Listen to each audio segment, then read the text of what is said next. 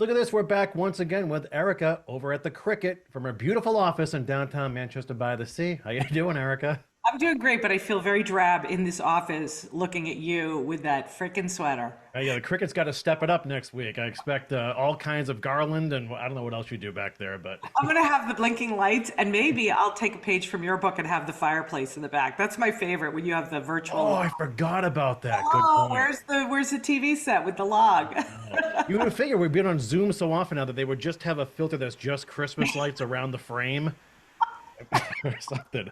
But anyway, so well, it is Oh great boy. catching up with you again. Not an easy time of the year, right, for a lot of people. We recently lost a good friend in Bill Scott. Oh yeah, Bill Scott. He was, yes, we lost Bill Scott, and I say we, I mean Cape Ann. I mean, Bill Hmm. Scott was an amazing person. For Manchester, though, specifically, he raised his kids and was married and lived here for, his adult life, I guess, because he grew up in Gloucester. He's from Gloucester. But, second generation owner of Scott Energy with his brother Ed, and his two sons actually have taken over the business. So that's third generation. But he was much, much more than just a really fundamental pillar of the community with the business. He was really, there's very few corners of community and charitable local life that he didn't jump into. He was that kind of guy. I will tell you that I know that he was extremely involved with the Chamber of Commerce. I think he's a past president. I know he's a past president. Very, very active. He headed up the government affairs right until the end. And he was also, he was the one who asked me to be an incorporator at the Cape Ann Savings Bank. So he's really, really an important part of the board of the Cape Ann Savings Bank. So that was a really important part of him. But also things like, the Gridiron Club. He's really, Manchester Gridiron Club, Manchester Club. He was, huge into that kind of thing. Bill was always there.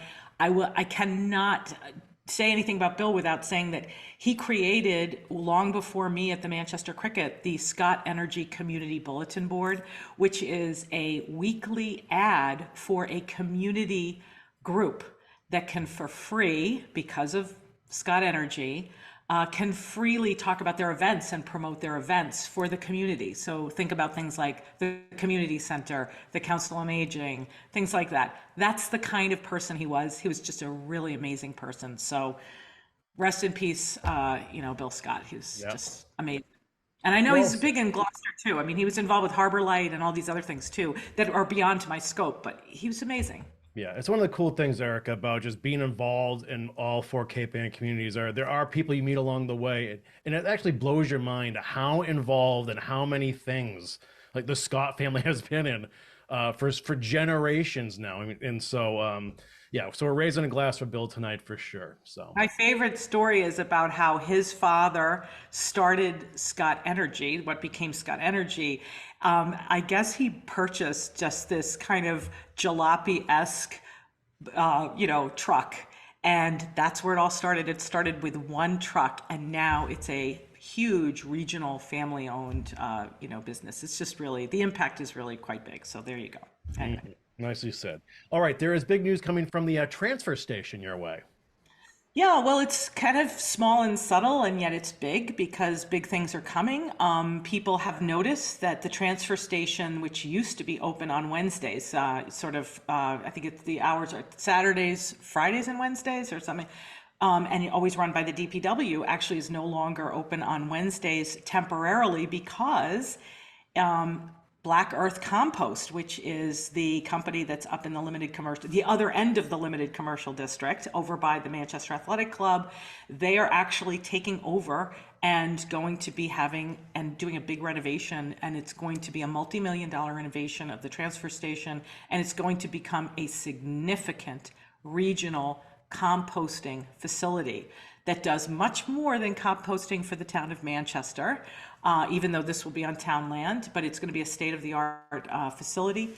It is going to be, by its application, processing 18, and now get this, 18 tons of compost, so food material, organic decomposing material, 18 tons a week.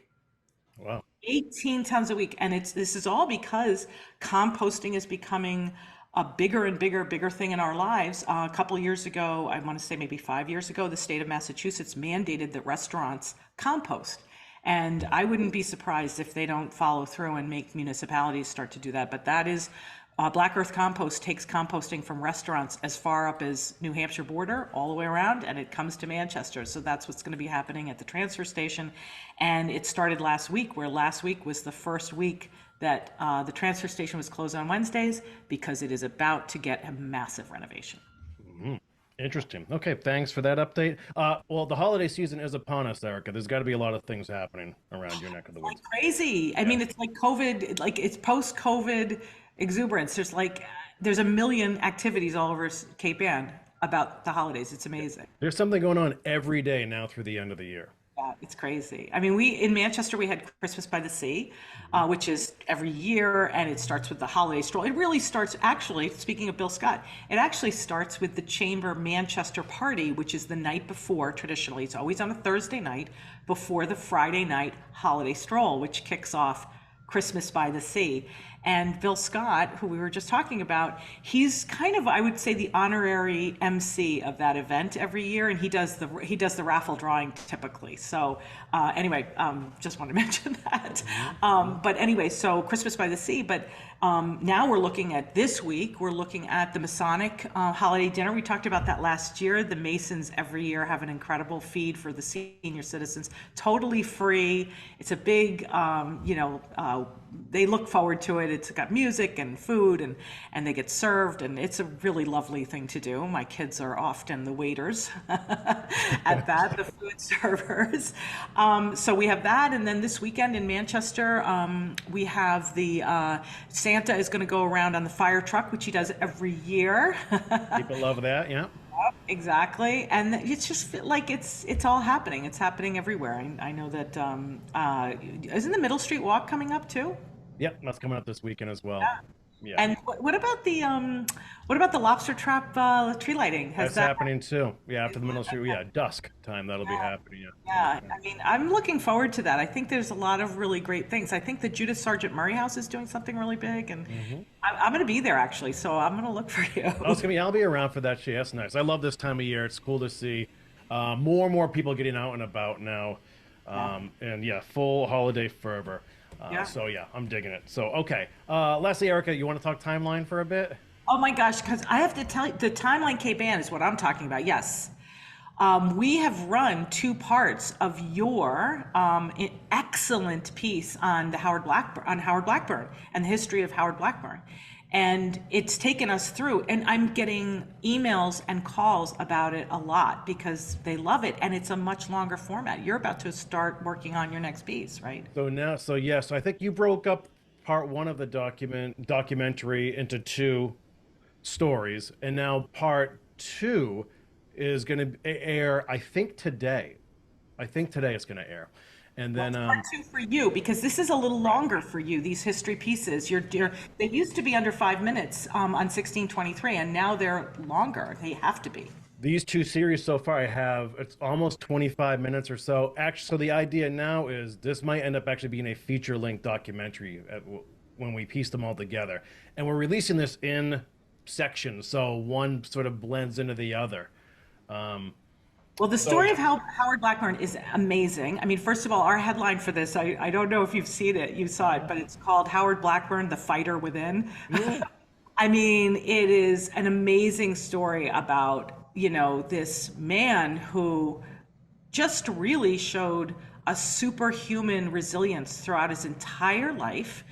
And for him, I mean, everyone always knows about, if they know anything about Howard Blackburn, they know that he was stranded at sea and he lost both his hands to frostbite because he rowed himself to safety to Newfoundland and then recovered there for 6 months. Right? Did I get that right? Yeah, it was not quite six, but I mean, it's a long time that he's in the middle of nowhere. Yeah. Yeah. And then he returns kind of a hero's welcome to Gloucester. But that was really almost the beginning of the rest of his life, which you're about to get into. And it's really, really interesting. Yeah, and this is all based on Joe Garland's classic Lone Voyager. So I'm clubbing off of Joe a lot for this. But yeah, I didn't know the back half of Blackburn's story. Like, it's astonishing what this guy does once he comes back home. So yeah, yeah, we appreciate you showing the pieces all the time too. So yeah, part Our two. readers love it. Love Yeah, it. more to come. So there is that as well. So awesome stuff. Okay, Erica, that's it for now. We have a lot to get to. You're busy. I'm busy. I'm sure we're gonna bump into each other 10 times this week. So I'll be wearing the sweater. be fun. I'm worried. I think my Falalala llama gained a few pounds in the off season. That's he feels a little. I'm gonna have a talk with him afterwards. Isn't that what Christmas sweaters are for? They're kind of for the camouflage. Yeah. All right. I'll talk to you soon, Erica. Bye. Bye. Interested in a sponsorship? Email sponsor@1623studios.org to learn more.